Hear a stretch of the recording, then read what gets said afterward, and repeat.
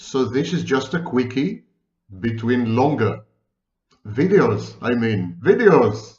Get your mind off the gutter. Okay, today's topic is why do narcissists encourage their partners to be unfaithful?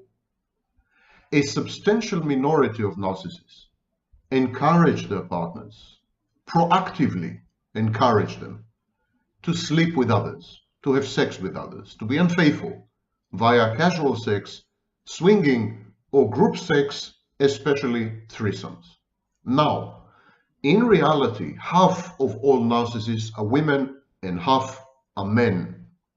This is the situation today. It's been very different 40 years ago, but we have evolved and progressed since then, and women became equal to men, even in this unfortunate arena. But when it comes to this kind of behavior, asking your intimate partner or encouraging your intimate partner to have sex with others, most of the narcissists who do this, they are actually men. Very few women narcissists do this.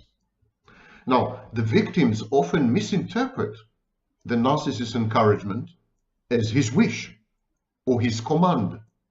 They seek to gratify the narcissist by acquiescing, to please the narcissist, to make him happy, to preserve the couple, to introduce some spice into a dying relationship, sexually at least. So victims collude and collaborate in this dance macabre, although this is usually based on a total misinterpretation of the narcissist's motivations for this kind of exceedingly rare and bizarre behavior. I mean, I don't know of many guys who would do this, and it's strange. Now, some of you might say it's not strange at all. It's cuckoldry. Cuckoldry is a fetish. It's a sexual practice. It's a form of kink. And about 1 to 3% of the male population are cuckolds. And a much smaller number of women are cuck-queens. So there are people who derive sexual arousal and pleasure by witnessing their intimate partners having sex with others, or by being aware of their intimate partners having sex with others. This is cuckoldry. Cuckoldry, as I said, is a fetish. It's a form of masochism. The cuckold derives pleasure from being humiliated. In his book, Masochism and the Self, Roy Baumeister, a prominent psychologist, advanced a self-theory analysis. He said that cuckolding is a form of escaping from self-awareness. Self-awareness becomes intolerable and burdensome. There's a self-perception of inadequacy, a bad object. I'm unworthy, I'm a failure, I'm a loser. And the physical and mental pain from masochism and cuckoldry in this case takes attention away from the bad object, from these voices, tormenting voices inside the mind, which keep telling you that you are a zero, you are a failure, you're a loser, you are good for nothing, etc., etc. So the masochism, it's like a pain that takes your mind away. It's a form of self-harming. Self-harming is very common in borderline personality disorder. And Baumeister says it brings attention away from the self, which is desirable in times of guilt, anxiety, or insecurity, or when self-awareness is unpleasant. Immediately you can see that this does not apply to narcissists. Even covert narcissists rarely experience guilt or shame consciously. They rarely do this. And so narcissists who encourage their partners to have sex with other people are not, in the vast majority of cases, are not cuckolds. They are not masochists. To characterize them as cuckolds and masochists is to misunderstand narcissism profoundly. Narcissism is a defense against shame. It's a repression of these emotions. It's an obliteration of the bad object via compensatory grandiosity. Cuckoldry is exactly the opposite. It's getting in touch with the shame. It's experiencing humiliation, seeking mortification. That's not narcissist. So why do narcissists behave exactly as cuckolds do? Number one, betrayal fantasy. The betrayal fantasy is a very crucial element in the devaluation discard part of the narcissistic cycle of relationship. The narcissist needs to devalue the partner and discard the partner by shifting the blame. The narcissist would encourage his partner to betray him, to cheat on him, so that he can feel blameless and guiltless when devaluing and discarding her. I have a video dedicated to betrayal fantasy. It's titled, How Narcissist Betrays You to Become Himself. And that sums it up.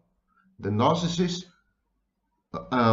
encourages you to misbehave, to betray him and to cheat on him so that he can, with good conscience, dump you.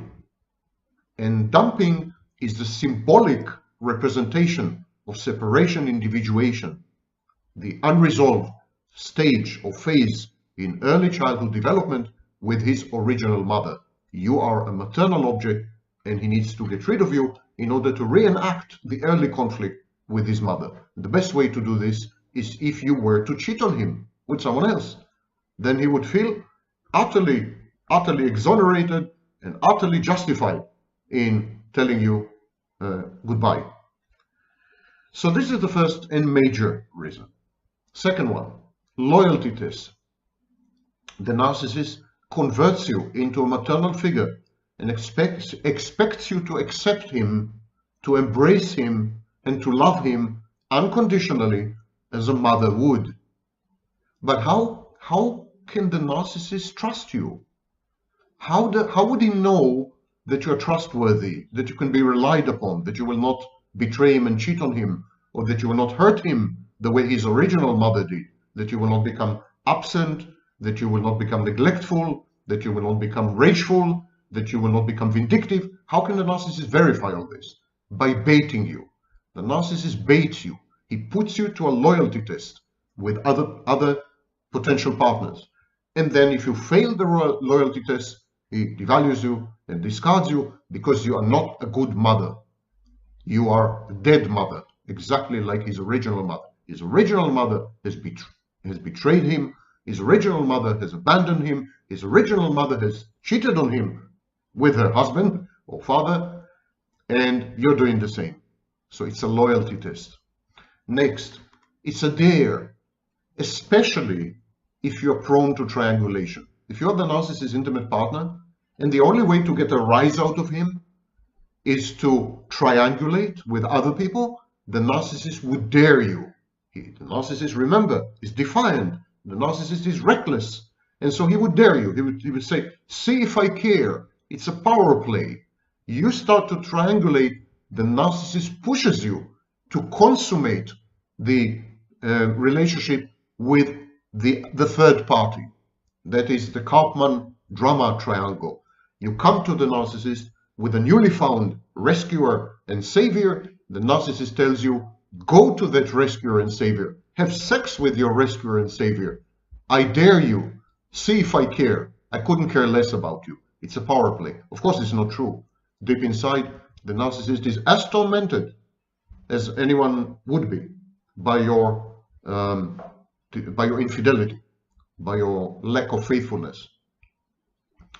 Next, the narcissist would encourage you to have sex with others in order to uphold his view of the other sex as untrustworthy and whorish. Now, narcissistic women are misandrists.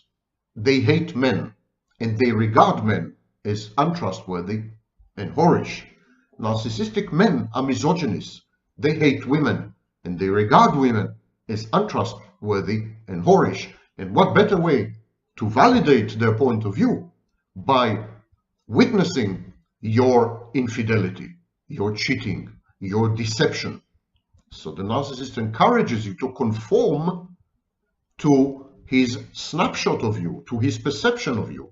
He perceives you as whorish, untrustworthy, impulse having problems with impulse control, impulsive, and hurtful.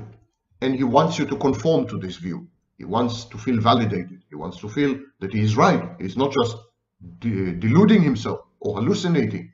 And so when you go away with another man and sleep with him, you will have validated and confirmed and affirmed and buttressed the narcissist's view of you as a representative of your gender and of the other sex, generally speaking. And finally, there is sadism. Sadism is when the narcissist seeks to defile the partner, to humiliate her, to degrade her by witnessing her debauchery and self-prostitution. Now, this applies to women as well. I will reread the sentence. From the female narcissist point of view, the narcissist seeks to defile the partner by witnessing his debauchery and self-prostitution and promiscuity. So it's a form of sadism. Encouraging you to sleep with someone else is the narcissist's way of hurting you, of telling you, you mean nothing to me, you're dispensable, you're interchangeable, I want to get rid of you, I want you gone. And so it's very hurtful, very painful. It is the narcissist's way of reasserting control over a situation that is clearly out of control, over a relationship that is going downhill and accelerating and can no longer be managed, is not manageable. So what the narcissist does, he legitimizes, he consents to his partner's misbehavior, thereby saying, I'm actually complicit, I'm privy to this, it's done with my permission and my consent, I'm in charge, I'm in control, everything is okay, my grandiosity is intact, I am still omnipotent. Of course, it is self-deception. The partner is liable to misbehave in ways which are unique to herself. She is not being manipulated or controlled by the narcissist. She is not being told what to do. She is not being coerced.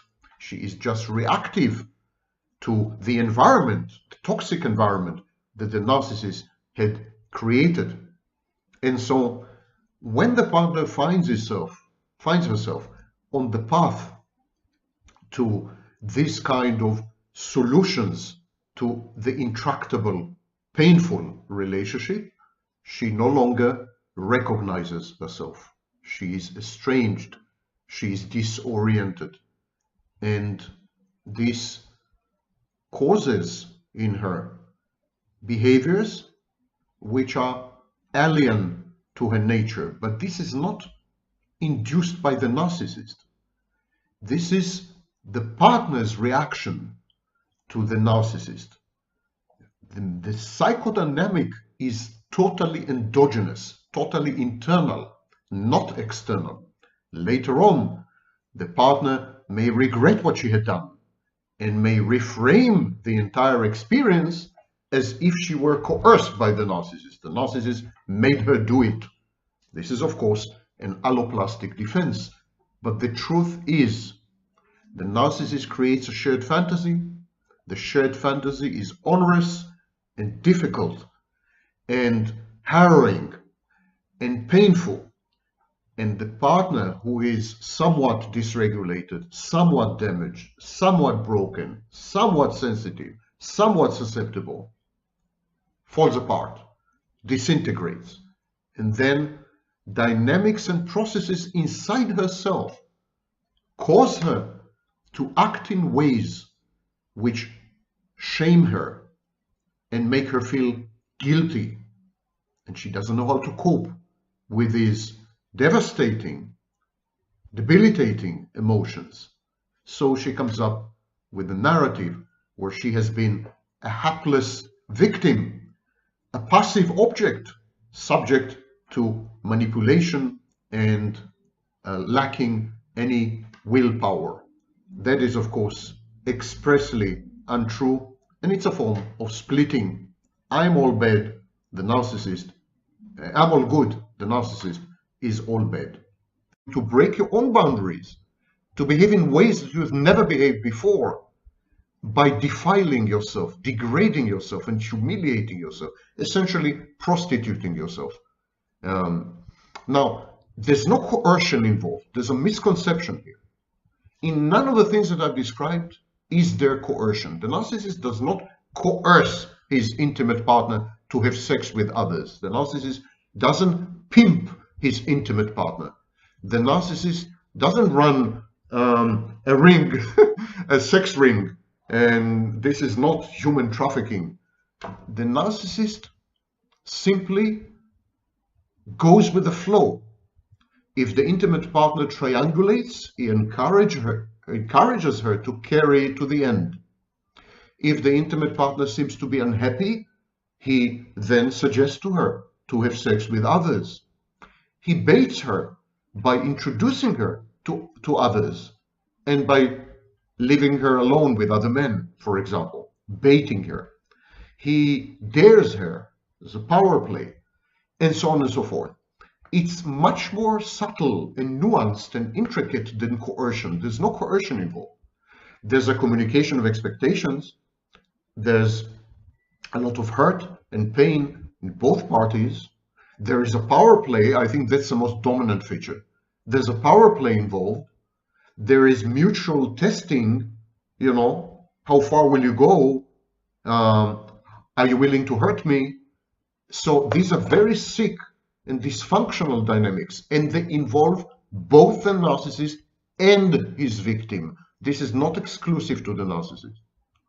And yet, this is not coercive. There's no coercion.